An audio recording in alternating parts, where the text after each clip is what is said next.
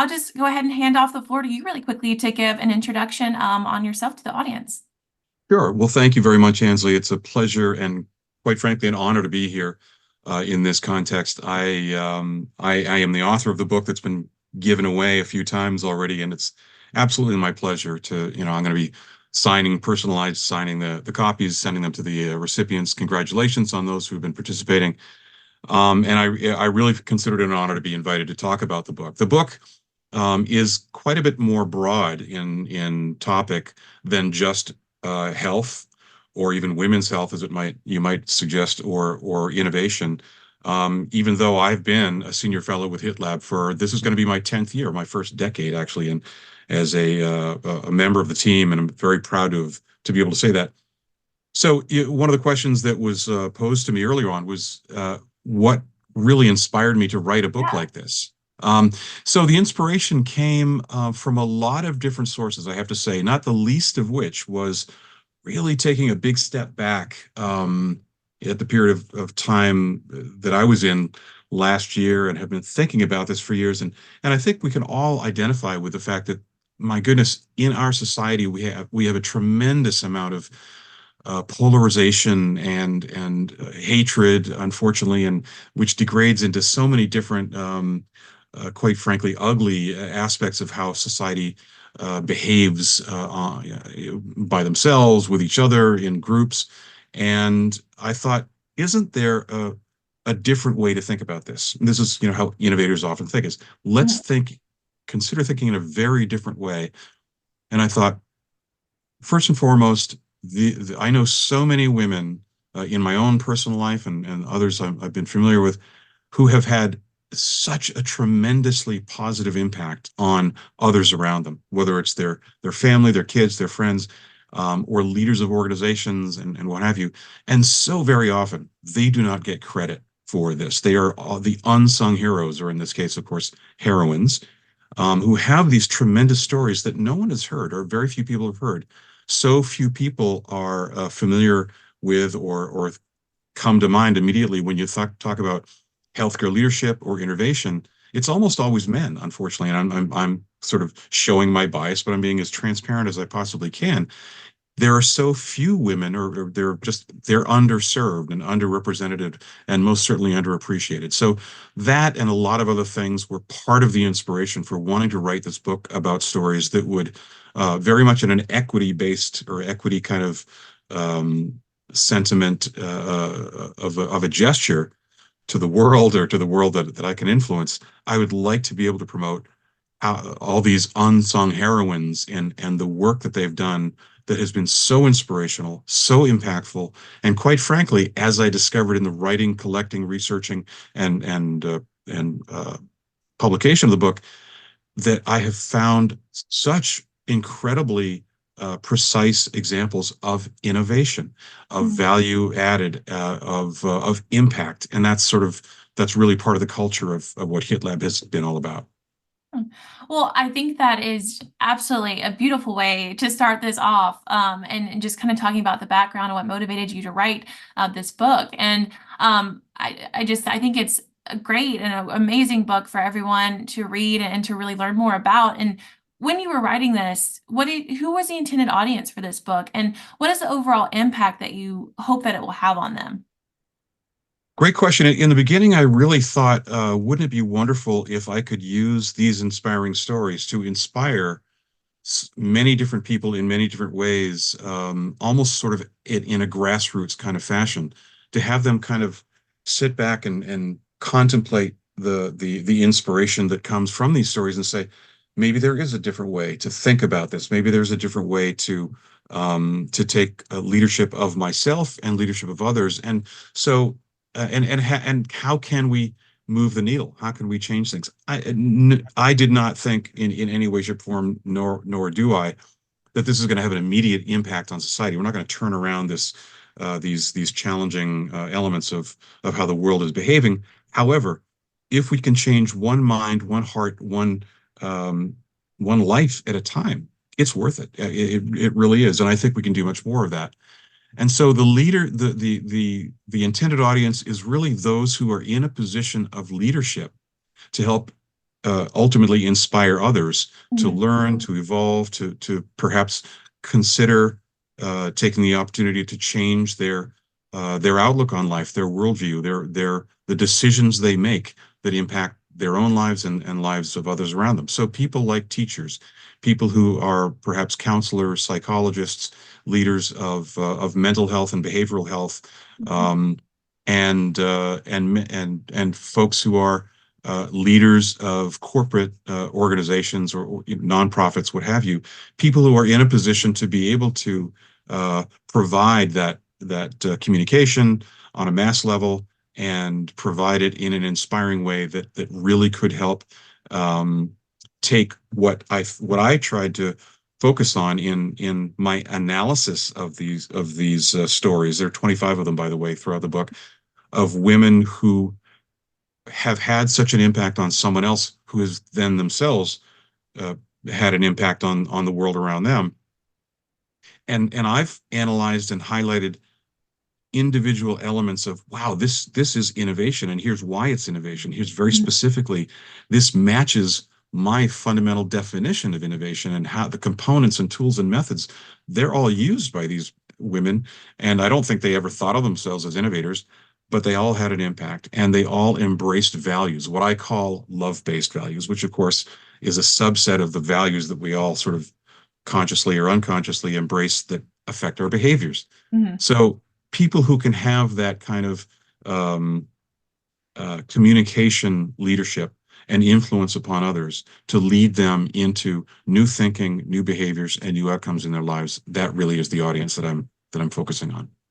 Well, I love that. I love how you really emphasize that in a sense it only takes one person, right? It only takes one person to stand up, to be a leader, to be innovative, to completely change, the landscape and the healthcare system or whatever that may be that they're, trying to innovate. It only takes one person.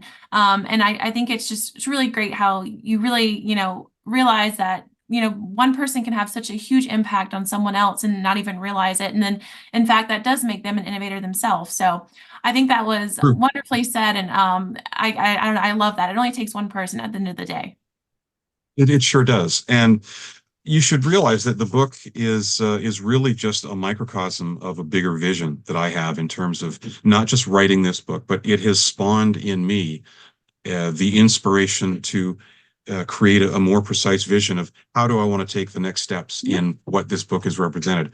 Well, one of those next steps is to say, gosh, I found stories that were so powerful and in some cases extremely relevant, directly relevant to healthcare, healthcare leadership, and healthcare innovation. And I have found that among the cadre of providers and contributors to healthcare. And one of the biggest sort of categories, demographics of unsung heroes in healthcare are in fact nurses, and the work that they do and the underappreciation that they receive relative to the famous doctors. In many cases, those are men, but not always, of course. But Mhm. nurses kind of represent the epitome of of people who have done amazing, beautiful, loving, caring, impactful things and Mhm. really gotten not their due in terms of the credit. And so Right. I thought that wouldn't it be wonderful, especially in the face of what we have known for years and will be for years to come, a tremendously frightening shortage of nurses around the world, that could this help inspire young girls and young women to Mhm. consider, is this kind of the sort of thing that I'd like to go into, because it's exciting and it's fulfilling. It matches with my identity as a person and Mhm. who I want to be and how I want to aspire. So I am in the process of researching and beginning the creation of my second book, which is going to be tentatively titled "Beautiful Women of Nursing." Mhm. Um, Inspiring stories from the heroines of healthcare. So I'm in the process of identifying stories, beautiful Mhm. women, storytellers, and anyone who might, for example, want to be on the advisory board of this movement that's going to have a new life of its own long after the book gets published. Yeah, and that's so great to like hear about where, your next visions are going. And kind of on that topic, I wanted to know if do you have any other invention protocols that you're working on? Do you envision any certain collaborations improving outcomes for the future? I'd love to get your thoughts on that. I do indeed, and it's funny. One or two of the earlier guests that I've watched today, which were wonderful, were talking about behavioral health and mental health. And of course, Mhm. when you talk about innovation and having an impact, a lot of that sort of looking at the root causes of how does that how does that impact come about? Well, it's because we are able to change and evolve and grow and mature the way we look at the world, the way Mhm. we respond to the world, the way we understand how the world works, how our own mind works. And that really does come down to our own psychology, our own way of thinking, our own clarity. And so all of this, as well as, of course, the years I spent researching and developing and exploring and learning within the world of innovation and creative problem solving, those have helped me to understand how the human mind works and how the human mind works, of course, ultimately impacts the things that we do, the decisions we make, the choices we engage with. And of course, that affects our health outcomes and so many other outcomes. Mhm. So I have been engaged with other people in sort of theoretically discussing this and coming up with some plans to develop an entirely new protocol that is going to seek, in a nutshell, to supplement the architecture of how we deal with mental health and behavioral health. Mhm. I'm not going to be so damning of the current system, but a lot of people I'm sure we're all familiar with the cynical term sick care as opposed to contrasting with healthcare, which basically refers to, well, we wait until people get sick before we do anything. We're not as proactive as we should be. We really are not being as patient centric. We're much more provider or doctor or treatment centric, which I think we need both, but I think we really should be emphasizing much more on the proactive versus the reactive. And that becomes the basis for and the tools and methods that I have been teaching for years to effectively help people become better innovators are really the very same elements of understanding how we, in fact, improve outcomes, how we solve problems, how we look at the world and make decisions both consciously and subconsciously, unconsciously. And those are the elements that are going into this new mental health, behavioral health protocol. And can you discuss any of the major challenges that do occur, when people do seek mental health treatment? Have you seen any of that? And like, what do you think is the overall challenge with that? Well, there are great volumes of statistics that one of the earlier guests talked about the number of suicides that result from a cascading of stress, anxiety, depression, and what have you. The behavioral elements of how those are evolving and how they could be improving are simply not getting across. They're not being uh, adopted and shared as effectively as they could be Mhm. with patients. Now, I have had a tremendous amount of influence by a thought leader in this world. I'm one of his trainees and certified coaches and what have you. Someone, Dr. B.J. Fogg from Stanford University. He has been a tremendous success in proving his concept of his model of tiny habits and how that effectively gives and empowers individuals to make their decisions in the moment of choice, understanding how their mind works. And so that is the kind of thing, just in a very, very simplified fashion, that I've taken that, I've combined it. This is actually where my practice, the innovation habit, comes from. I'm using that very same application to not just help people innovate better, but to handle and manage and drive as in kind of the consumerism fashion, more proactively their own mental health and behavioral health. And that could be mental health issues that are like substance abuse, stress, anxiety, burnout, but it also is as mundane as how do we make better decisions about what we consume, the vitamins we take, the foods the exercise routine, the lifestyle, all of those. Yeah. So do you think that there is like this sort of stigma associated with mental health treatment? And how do you think that innovation protocol can propose to create a less stigmatized approach, especially in those who are in positions to receive treatment? Well, that's a great question and a tremendous challenge. As Stan's statistic earlier indicated, 3 out of 4 people would admit that they are stigmatized by the concept of mental health treatment.